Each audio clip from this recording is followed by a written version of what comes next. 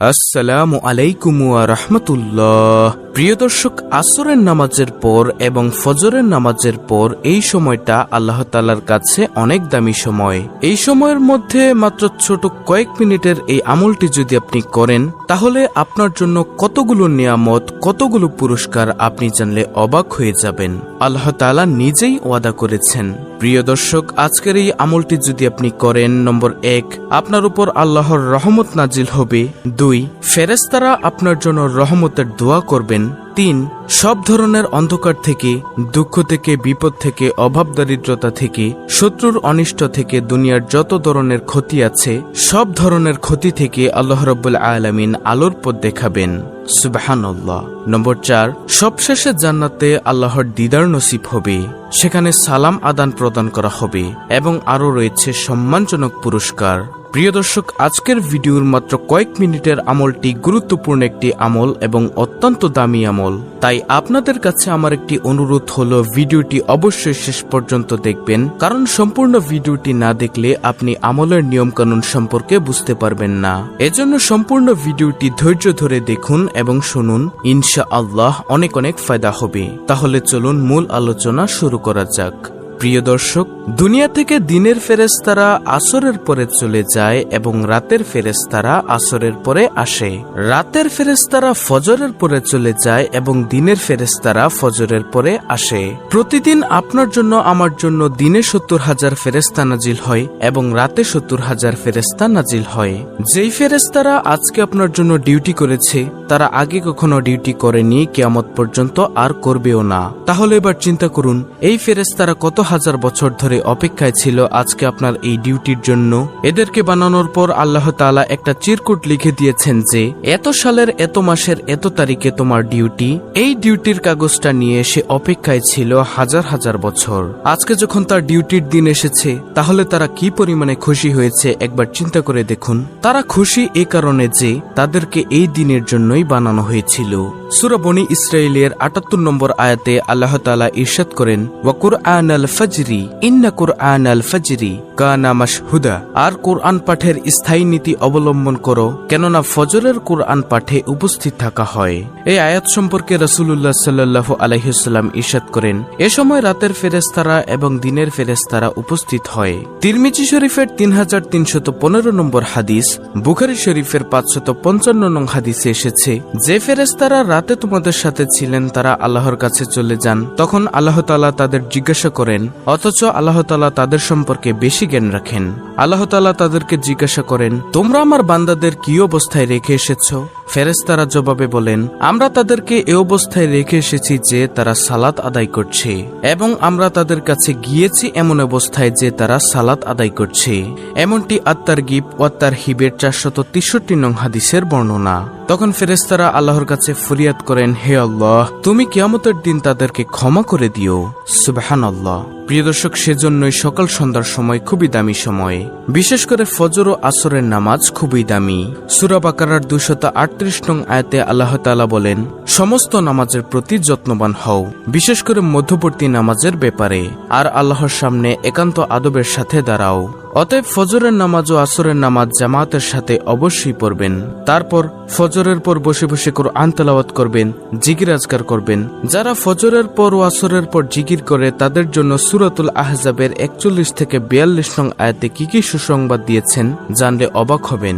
আল্লাহ তাআলা বলেন, হে মুমিনগণ, তোমরা আল্লাহকে অধিক পরিমাণে স্মরণ করো এবং সকাল বিকাল আল্লাহর পবিত্রতা বর্ণনা করো। তিনি তোমাদের প্রতি রহমত করেন এবং তার ফেরেশতাগণ রহমতের দোয়া করেন অন্ধকার থেকে তোমাদের আলোকে বের করার জন্য। তিনি মুমিনের প্রতি পরম দয়ালু। যেদিন আল্লাহর সাথে মিলিত হবে, সেদিন তাদের অভিবাদন হবে সালাম। তিনি তাদের জন্য সম্মানজনক পুরস্কার প্রস্তুত রেখেছেন। দেখুন প্রিয় দর্শক, যদি সকাল সন্ধ্যায় কোরআন তেলাওয়াত করেন, মাসনুন দোয়া ও জিকির সমূহ করেন, তাহলে আপনার জন্য কতগুলো পুরস্কার রয়েছে। নম্বর 1, আপনার উপর আল্লাহর রহমত নাজিল হবে। 2, ফেরেশতারা আপনার জন্য রহমতের দোয়া করবেন। 3, সব ধরনের অন্ধকার থেকে, দুঃখ থেকে, বিপদ থেকে আল্লাহ রাব্বুল আলামিন আলোর পথ দেখাবেন। 4, সবশেষে জান্নাতে আল্লাহর দিদার নসিব হবে, যেখানে সালাম আদান প্রদান করা হবে এবং আরো রয়েছে সম্মানজনক পুরস্কার। সুতরাং যত বেশি নেকি, যত বেশি জিকিরের আমল, যত বেশি কুরআন তেলাওয়াতের আমল উপরে উঠবে, তত বেশি রহমত নাজিল হবে। তো এখন হলো মূল আলোচনা। এখন আপনারা বলতে পারেন যে সকাল সন্ধ্যায় কি জিকির করবেন, কি আমল করবেন, তা অনেকেই জানেন না। তাই ভিডিওতে আমি সংক্ষেপে মাসনুন আমলগুলো বলে দিচ্ছি। আমলগুলো হলো ফজরের পরে 3 বার সূরা ইখলাস, 3 বার সূরা ফালাক, 3 বার সূরা নাস পড়বেন এবং সকাল সন্ধ্যায় তথা মাগরিবের পরে একই আমল করবেন, অর্থাৎ 3 বার সূরা ইখলাস, 3 বার সূরা ফালাক, 3 বার সূরা নাস পড়বেন।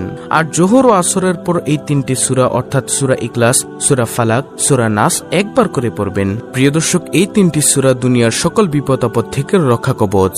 দলিল আবু দাউদ শরীফের হাদিস, হাদিস নম্বর 1523, তিরমিজি শরীফের হাদিস, হাদিস নম্বর 3575। তারপরে একবার আয়াতুল কুরসি পাঠ করবেন এবং 33 বার সুবহানাল্লাহ, 33 বার আলহামদুলিল্লাহ, 33 বার আল্লাহু আকবার এবং একবার পড়বেন লা ইলাহা ইল্লাল্লাহু ওয়াহদাহু লা শারীকা লাহু লাহুল মুলকু ওয়া লাহুল হামদু ওয়া হুয়া আলা কুল্লি শাইইন কাদির। এই দোয়াটি আপনি ফরজ নামাজের পর পড়বেন। প্রিয় দর্শক, এই তাসবিহ পড়ার সাথে সাথে সমুদ্রের ফেনা পরিমাণ গুনাহ থাকলেও তা আল্লাহ তাআলা ক্ষমা করে দিবেন ইনশাআল্লাহ।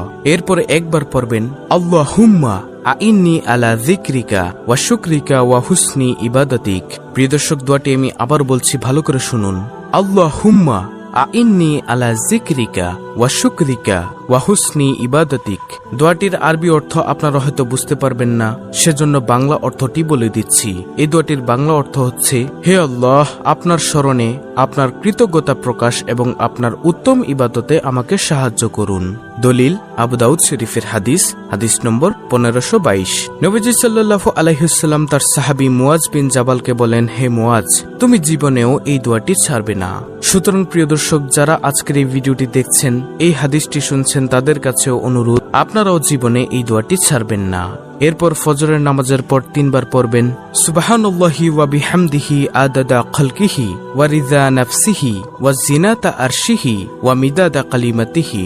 আমি আবার বলছি, সুবহানাল্লাহি ওয়া বিহামদিহি আদাদা খালকিহি ওয়া রিদা নাফসিহি ওয়া জিনাতা আরশিহি ওয়া মিদাদা কালিমাতিহি। এই দোয়াটি আপনারা পড়বেন 3 বার, অর্থাৎ আল্লাহর প্রশংসা সহ তার পবিত্রতা ঘোষণা করে তার সৃষ্টির সংখ্যা পরিমাণ, তার মর্জি অনুযায়ী, তার আরশের ওজন বরাবর তার বাণী সমূহের সমান সংখ্যক প্রশংসা। মুসলিম শরীফের হাদিস, হাদিস নম্বর 2726, তিরমিজি শরীফ, হাদিস নম্বর 3555। তারপরে প্রিয় দর্শক, একবার সাইয়্যিদুল ইস্তেগফার পড়বেন। ক্ষমা প্রার্থনার এই সাইয়্যিদুল ইস্তেগফারটি যদি সন্ধ্যাবেলা কেউ পড়ে, ওই রাতে মারা যায়, অথবা সকালবেলায় পড়ে ওই দিনে মারা যায়, তাহলে সে জান্নাতে প্রবেশ করবে। দলিল বুখারী শরীফ, হাদিস নম্বর 6323। আর প্রিয় দর্শক, সেই সাইয়্যিদুল ইস্তেগফারটি হলো আল্লাহুম্মা আনতা রাব্বি লা ইলাহা ইল্লা আনতা খলাকতানি ওয়া আনা আবদুকা ওয়া আনা আলা আহদিকা ওয়া ওয়াদিকা মাসতাতু আউযু বিকা মিন শাররি মা সানাতু আবুউ লাকা বিনিআমাতিকা আলাইয়া ওয়া আবুউ লাকা বিযাম্মি ফাগফিরলি ফাইন্নাহু লা ইয়াগফিরুয যুনুবা ইল্লা আনতা। প্রিয় দর্শক, বাংলা উচ্চারণ সহ সাইয়্যিদুল ইস্তেগফারটি আমি স্ক্রিনের মধ্যে দিয়ে দিয়েছি, আপনারা সেখান থেকে মুখস্থ করে নেবেন ইনশাআল্লাহ। এটি হলো সাইয়্যিদুল ইস্তেগফার, এটা আপনারা পাঠ করবেন। দর্শক, আজকের এই আমলগুলো আমি ভিডিওতে যেভাবে বলে দিয়েছি, আপনারা সেই নিয়ম কানুন মেনে করবেন, তাহলেই ইনশাআল্লাহ আমি ভিডিওর মধ্যে যে ফজিলতের কথাগুলো বলে দিয়েছি সেগুলো অর্জন করতে পারবেন। তো এই ছিল আমাদের আজকের ভিডিও, অত্যন্ত গুরুত্বপূর্ণ একটি ভিডিও। ভিডিওটি ভালো লাগলে অবশ্যই চ্যানেলটিকে সাবস্ক্রাইব করে পাশে থাকা বেল বাটন অল বাজিয়ে দিবেন। ভিডিওটিতে একটি লাইক দিবেন এবং কমেন্টে আমিন লিখবেন এবং অন্য মুসলিম ভাই বোনদের কাছে ভিডিওটি শেয়ার করে দিবেন, যেন তারাও দেখে শিখে আমলটি করতে পারে। আল্লাহ রাব্বুল আলামিন আমাদের সকলকে উক্ত আমলটি সহিহ শুদ্ধভাবে করার তৌফিক দান করুন। আমিন।